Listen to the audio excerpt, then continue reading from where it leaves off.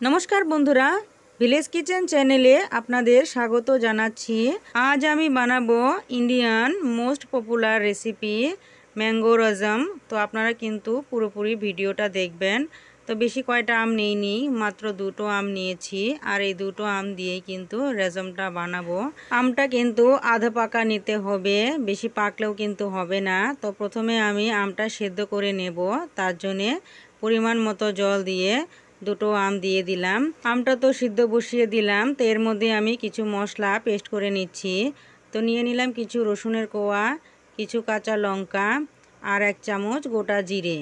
তো এবার এই মশলাটা একটু পেস্ট করে নিচ্ছি। এদিকে মশলাটা পেস্ট করে নিতেই ওদিকে কিন্তু 15 মিনিট হয়ে গেছে, আর 15 মিনিটে কিন্তু আম দুটো খুব ভালোভাবে সেদ্ধ হয়ে গেছে, দেখতেই পাচ্ছেন। তো এবার একটা থালাতে নামিয়ে নিচ্ছি আম দুটো। তো আম দুটো কিন্তু খুব ভালোভাবে ঠান্ডা করে নিতে হবে। ঠান্ডা করে নিয়ে তারপর ছিলে কিন্তু পুরোপুরিভাবে পিউরিটা বের করে নিতে হবে। তো দেখুন আমটা ঠান্ডা করে নিয়েছি। তো এবার ছালটা ফেলে দিয়ে এখানে মোটামুটি 1 গ্লাসের মতো জল দিয়ে আমের পিউরিটা সম্পূর্ণভাবে বের করে নেব। তো দেখতেই পাচ্ছেন আম দুটো ছিলে নিলাম। তো এবার এখানে নিয়ে নিলাম 1 গ্লাস জল। তো এই জলটা দিয়েই কিন্তু কচলে কচলে সম্পূর্ণভাবে পিউরিটা বের করে নিচ্ছি। তো যে আমের আটিটা থাকবে সেটা কিন্তু আমি ফেলে দেব। বন্ধুরা, এই ম্যাঙ্গো রজমটা কিন্তু পাতলা হয়। তো দেখুন আমি কিন্তু পাতলাভাবে পিউরিটা বের করে নিয়েছি। তো যতটুকু জল প্রয়োজন হবে আপনারা কিন্তু দিতে পারেন। তো পিউরিটা বের করে নেওয়ার পর কড়াইটা বসিয়ে দিলাম। তো কড়াইটা বসিয়ে দিয়ে পরিমাণ মতো তেল দিয়ে দিয়েছি, আর দিয়ে দিলাম কিছু গোটা জিরে, তারপর 4 থেকে 5টা শুকনো লঙ্কা। তো লঙ্কার পরিমাণটা একটু বেশি দিতে হবে। আরও দিয়ে দিচ্ছি কিছু কারি পাতা। তো কারি পাতাটা কিন্তু অবশ্যই দেবেন। তো একটু নেড়ে চেড়ে নিয়ে এখানে আমি দিয়ে দিব দুটো মাঝারি সাইজের পেঁয়াজ কুচি। তো পেঁয়াজটা কিন্তু হালকা বাদামি রং করে ভেজে নিতে হবে। তো মোটামুটি 5 থেকে 7 মিনিট সময় নিয়ে নেড়ে চেড়ে হালকা করে ভেজে নিয়েছি।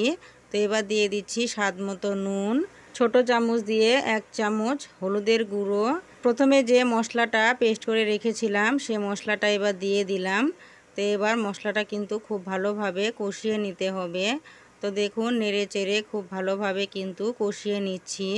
তো মোটামুটি সময় লেগেছে 10 মিনিট।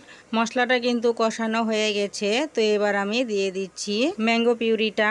তারপর আমি এখানে কিছু জল অ্যাড করব, মোটামুটি 1 কাপ। তো দেখুন জলটা অ্যাড করে দিলাম। তো এবার একটু হালকা নেড়ে চেড়ে নেব। তো দেখতেই পাচ্ছেন এখনই কত সুন্দর দেখাচ্ছে এই রেসিপিটা। এই রেসিপিটা কিন্তু অবশ্যই গরম ভাতের সঙ্গে খেতে দারুণ লাগে। তো ঢাকনা দিয়ে ঢেকে দিয়েছিলাম মোটামুটি 15 মিনিটের জন্যে। তো 15 মিনিট পর একটা গামলাতে নামিয়ে নিচ্ছি, কারণ রান্নাটা আমার শেষ। আর এটা একদমই সিম্পল রেসিপি, খুব সহজেই কিন্তু বানানো যায়, আর এটা গরম ভাতের সঙ্গে খেতে কিন্তু অসাধারণ লাগে। তো বন্ধুরা, আপনাদের এই রেসিপিটা কেমন লেগেছে অবশ্যই কিন্তু কমেন্টে জানাবেন। তো ফিরে আসছি আর একটা নতুন রেসিপি নিয়ে। আজকের মতো তাহলে রাখি, টাটা।